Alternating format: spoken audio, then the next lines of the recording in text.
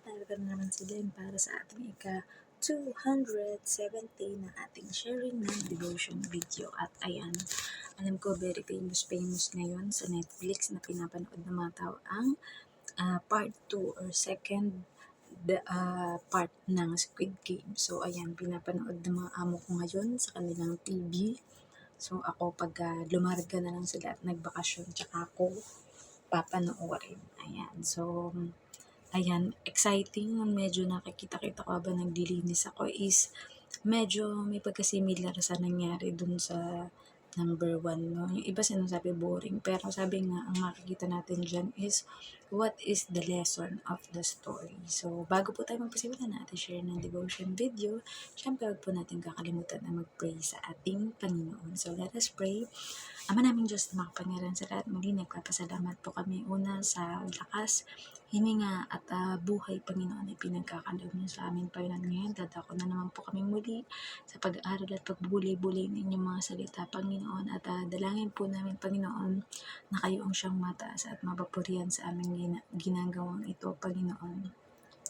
Ihanda niyo po ang puso, isip, kaluluwa, pandinig at espiritu ng bawat tao, Panginoon, na makikinig o manonood ng share ng devotion video na ito, Panginoon, at naway magkaroon ng pagbabago sa kanila, Panginoon, na tanging kayo lamang ang makagagawa sa bawat isa, Panginoon. Tunay na hindi po kami mananangan sa sarili namin kakayahan, karunungan at glory, Panginoon.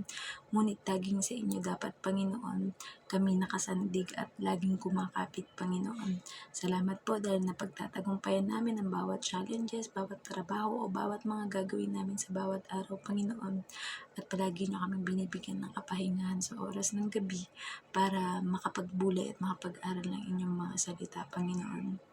Salamat po sa tinapos na gawa ng Panginoong Yesus sa krus, Panginoon, na kung saan ay kami, Panginoon, ay malaya at naligtas, Panginoon, sa bunga ng kasalanan, Panginoon, na kamatayan, Panginoon, at kami ay makakasama ninyo sa buhay na walang hanggan sa inyong kaharian sa itinakda ninyong oras at panahon. Nagpapasalamat din po kami sa banal na Espiritu or Holy Spirit, Panginoon, na siyang gumagabay sa amin sa bawat araw, Panginoon, at mga gagawin namin, magiging desisyon, Panginoon, at kung paano namin madideliver o mapagtatagumpayan ang bawat araw, life challenges at mga trabaho o mga pag-aaral na ginagawa namin, Panginoon. Kayo po ang mataas at mapupurihan, Panginoon. This we pray in the Father Jesus Christ. Amen. So, kung tayo po kahapon ay nasa Lucas 22:12, ngayon na tayo ay dadako sa Lucas 22:13. Ayun, ito po yung nakasulat. Lumakad sila at natagpuan ang lahat ayon sa sinabi ni Jesus at inihanda nila ang hapunang Pampaskwa. Message: at sa paglakad o pagsunod daw ng mga alagad na inutusan ni Jesus ay nakita o napatunayan nila ang mga sinabi ni Jesus, kaya inihanda na nila ang hapunang Pampaskwa. Application: maraming mga sitwasyon o pangyayari na patunayan ng mga alagad ni Jesus na totoo ang mga sinabi niya. May iba lang na hanggang hindi pa nangyayari ay may pagdududa pa ang kanyang mga alagad. Pero dito ay napatunayang lahat ayon sa pagkautos ni Jesus. Kaya masaya at ganadong naganda ng hapunang Pampaskwa ang kanyang mga alagad. Kapag mayroong nagsabi sa atin, nangako at nagkatotoo, masaya ang pakiramdam natin. Ganado tayo at walang pagdududa sa taong iyon. Ngunit higit pa sa kayang sabihin, ipangako at tuparin ng tao. Ang Diyos at ang kanyang mga salita at mabuting balita ang nananatili bawat oras, araw o taon. Kaya wag nawa tayong magduda o magtampo sa Diyos kahit matagalan pa o biglaan. Pag nangyari ay siguradong magaganap ito. So, purihin ang Diyos sa pagkabasa ng kanyang banal na salita. So, yun na nga, diba? Sabi nga, ang tao, once we promise, diba? Most din ng promises ng tao are to be broken, diba? Pero, minsan naman may iba sinasabi, to see is to believe, diba? Na kapag hanggat hindi nangyayari yung himala, miracle, kagalingan, or yung sinasabi nga, or mas kilala ngayon na word na kapag hindi nag-manifest or nangyari yung pinag-pray nila or yung mga pinangako nung taong yun is hindi sila basta-basta maniniwala, 'di ba? Kaya minsan yung trust issue is nagiging dahilan kung bakit maraming mga relasyon, maraming mga samahan, maraming trabaho o maraming bagay na nagkakaroon ng gulo o nagkakalamat, 'di ba? Pero dito, ayan, sabi nga ang mga alagad na ating Panginoong Yesus kasama niya sa 3 taon na kanyang pag-iebanghelyo, pagpapagaling, paggawa ng mga himala, 'di ba? At dito, nakita talaga nila yung proof or katibayan na once na sinabi ng Panginoon na mangyayari yung bagay na yun is nangyari talaga. Based talaga sa pagkakasabi ng ating Panginoong Yesus, 'di ba? Kaya yun nga, dahil natupad o nagkatotoo o talagang nasaksihan ng mga alagad ng Panginoon yung sinabi niya directly sa kanila, ay ganado sila or kumbaga masaya sila na gawin yung pinagagawa ng Panginoong Yesus na paghahanda ng hapunang Pampasko. Pero they don't have any idea na ang mangyayari ay yun na yung huling panahon na makakasama nila ang Panginoong Yesus bago ito magdanas ng sobrang hirap. At doon na nga mangyari o magkakatotoo din ang sinabi ng ating Panginoong Yesus sa kanila na merong magkakanulo at magtatanggi sa kanya na kanyang alagad, di ba? So yun nga, di ba yung naging topic natin kahapon na if you can foresee the future, di ba? Ano ang yung gagawin, di ba? But sabi nga ating Panginoong Yesus, siya ay all-knowing, omnipotent, and omnipresent, di ba? Kaya alam niya kung ano yung mga mangyayari. Kaya kahit siya, inihanda niya rin ang kanyang sarili sa paghihirap na maaari niyang maranasan, di ba? And yun nga, sabi tayo, maging tao tayo na may word of honor, di ba? Minsan, may mga reason kung bakit hindi natin natutupad yung mga pangako natin. Pwedeng aksidente, calamity, or talagang situational na mga pangyayari kung bakit di natin natutupad. Pero sabi nga, ang ating Panginoong Diyos, huwag tayong magtatampo o magagalit sa Panginoon na, Lord, ang tagal ko na nagpe-pray sa ganitong bagay, pero bakit di pa rin nangyayari at natutupad, di ba?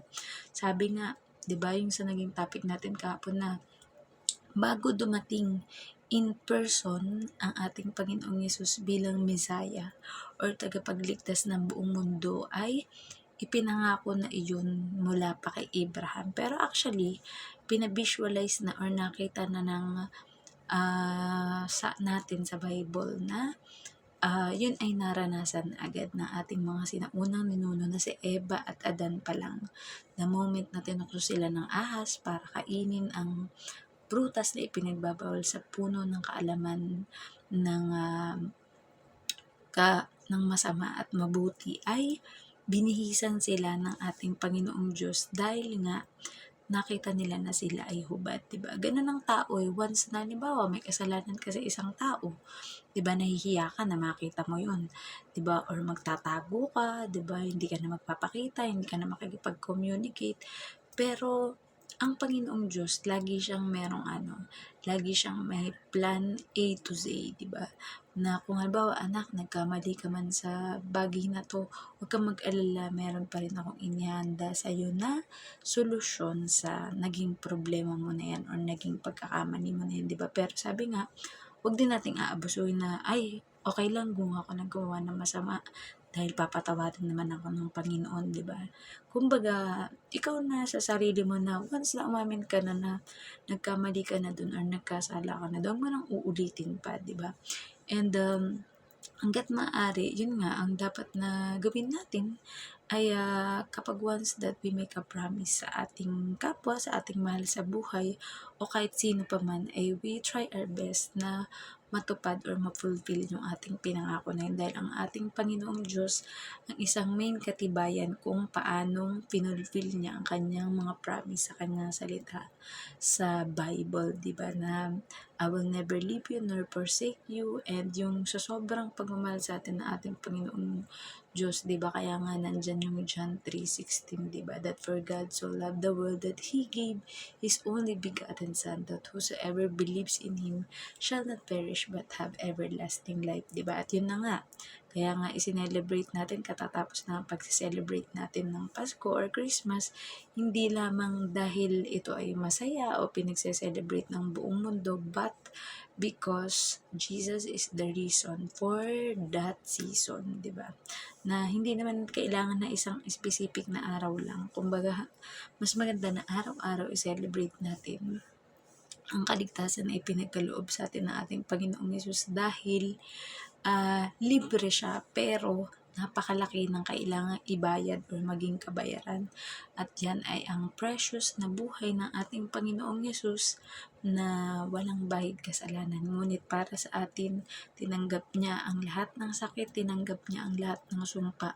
Makita lang na tayo ay ligtas, na namumuhay ng naaayon sa kalooban ng ating Panginoong Diyos at sa muling pagbabalik o pagparito ng ating Panginoong Yesus sa tinatawag na rapture or a new life, ayan, or eternal life, or a new heaven and a new earth, ay masaya ang Panginoon na makakasama tayo ng mga nanalig, tumanggap at sumampalataya sa Kanya bilang Diyos at tagapagligtas ng ating buhay. Dahil sabi nga, kung ano ang gawin nating pagtanggap sa bugtong na anak ng Diyos ay parang sa Diyos na rin natin yung ginagawa. Dahil ang Panginoon ang may likha at may gawa ng lahat, di ba? So, we should submit to the Lord in everything that we do, in everything that we think, and He will make our path straight and our life straight. So, may natutunan kayo sa ating share ng devotion video ngayon, and let us all close into prayer. Ama namin Diyos na makapangyarihan sa at muli narito po kami, Panginoon, nagpapasalamat muli sa inyong mayamang salita, Panginoon. Tunay nga, Panginoon, that we should be a person with a word of honor, Panginoon, kung paanong you fulfill your promise to us, Panginoon, that there will be a Savior, Panginoon, na inyong ipadadala, Panginoon, upang tubusin kaming lahat sa aming mga kasalanan, sa aming mga pagkakamali, Panginoon. I pray, Lord God, na kung paanong nagsakripisyo ang Panginoong Yesus, Panginoon, ay makita ng bawat isa, Panginoon, that our life is precious in your sight, Panginoon. Nagamitin namin ito, Panginoon, para sa inihanda ninyo, Panginoon, na mabuting gawa na gawin namin, Panginoon, at ibahagi sa aming kapwa, Panginoon, mas lalong higit, Panginoon, ang mahalin kayo, Panginoon, papurihan at dakilain sa aming buhay, and let your light shine in every one of us, Panginoon. Gayon din po, Panginoon, we pray, Lord God, para sa financial na mga problema, Panginoon, ng bawat isa, Panginoon. We know, Lord God, that you are the God who provides, Panginoon, sa aming mga trabaho, negosyo, Panginoon, mga balak gawin o bilihin, Panginoon, mga ospital, mga school, Panginoon, mga churches, Panginoon, mga hospital, Panginoon, na magagamit, Panginoon, para sa pagpapalawig ng inyong kaharian dito sa mundo, Panginoon, ng mga sasakyang panghimpapawid, pangdagat o panglupa, Panginoon, upang ma-outreach, Panginoon, ng malalayo, mga remote area, Panginoon, to evangelize, Panginoon, to have a church planting, Panginoon, and matulungan, Panginoon, lalo higit ang mga kabataan, ng mga teenager, Panginoon, to get to know you more, Panginoon, and have a deeper relationship with you, Lord God. We also pray, Lord God, for the sick person, Panginoon, malalaman ito, Panginoon, o hindi, Panginoon. We know, Lord God, that by the stripes and wounds of your Son, Jesus Christ, we are healed, Panginoon. Kaya we pray, Panginoon, para sa kagalingan ng lahat, Panginoon. Ito man ay maaring instant, ito man ay maaring matatagalan, Panginoon. O maaring ang magiging solusyon, Panginoon, ay ang makapagpahinga na sila sa inyong kaharian, Panginoon. Give the family, Panginoon, the comfort, Panginoon, in times of mourning, Panginoon, in times of pagdadalamhati, Panginoon, sa pagkawala ng mahal sa buhay, Panginoon. Ngunit laging isipin, Panginoon, na bagamat our life might end into this world, Panginoon, pero nakasisigurado kami, Panginoon, that we are eternally with you there in your kingdom, Panginoon. Dalangin din po namin, Panginoon, ang lahat mga pastors, priests, evangelists, teachers, preachers, Panginoon, mga prophets, missionaries, Panginoon, at ang kanilang mga pamilya, Panginoon, that you will provide, Panginoon, for safe travel, Panginoon, saan niyo man po silang bansa o lugar papuntahin, Panginoon, ay they will share the good news, Panginoon, ng inyong kabutihan, ng inyong kabanalan, Panginoon, and the good news of the saving grace, Panginoon, ng inyong bugtong na anak na si Jesus, Lord God. We also pray, Panginoon, para sa lahat ng mga bansa that there will be peace and unity, Panginoon. There will be no war, Panginoon. At magkakaisa, Panginoon, ang bawat bansa, Panginoon, upang mas lalong i-promote, Panginoon, ang pananalig at pananampalataya sa inyo, Lord God. We pray also, Lord, Panginoon, sa lahat ng mga OFW o lahat ng mga nasa iba't ibang panig ng mundo, Panginoon, na nakikipagsapalaran, Panginoon, and who are sacrificing, Panginoon, para sa bawat pamilya, Panginoon, upang magkaroon ng magandang buhay ang mga mahal sa buhay, Panginoon. Ingatan niyo po sila, Panginoon, at lahat po ng mga plano namin, Panginoon, ng mga dapat gawin, Panginoon, ay aming inilalatag at inilalapat sa inyo, Panginoon, upang kalugdan ninyo, Panginoon, at upang pagpalain, Panginoon, ang bawat gawa ng aming kamay, ang bawat nilalaman ng aming isip, Panginoon. Give us the wisdom, Panginoon. Give us the boldness, Panginoon, to share your word to everyone, Panginoon, na may iba't ibang mga relihiyon, Panginoon. At mga Panginoon ay makikita ng mga tao, Panginoon, ang inyong kaharian at kaningningan, Panginoon, na nagdidiwanag sa amin, Panginoon. Tunay nga, Panginoon, na utang namin ang lahat ng meron kami sa inyo, Panginoon, at sa tamang panahon, Panginoon, ay kailangan namin itong ibalik sa inyo, Panginoon. Ngunit nawa po, Panginoon, ibigyan niyo pa kami ng mahabang buhay, Panginoon, upang mas marami pang tao, Panginoon, ang maabot ng inyong ebanghelyo at mabuting balita dito sa mundo, Panginoon. Muli, binabalik po namin ang lahat ng pasasalamat at papuri sa inyong dakilang pangalan, Panginoon. At kung meron man na panalangin, Panginoon, na aming nakalimutang i-include, Panginoon, na kayo na po ang siyang bahalang magdagdag. This we pray in the Father Jesus Christ. Amen. Good night po sa ating lahat and God bless. Bye-bye.